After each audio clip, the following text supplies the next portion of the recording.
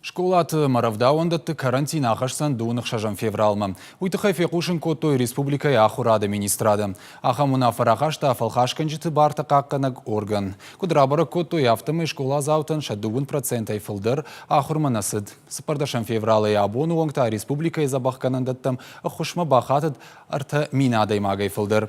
Ана нижзинат қаққаннады министрады грипп, ама ақшныршагай рынчынтыны масытықай бақыт карантин рашидын. Специалистыны хаштамгашка рынчынты фылдырай фылдырканынс.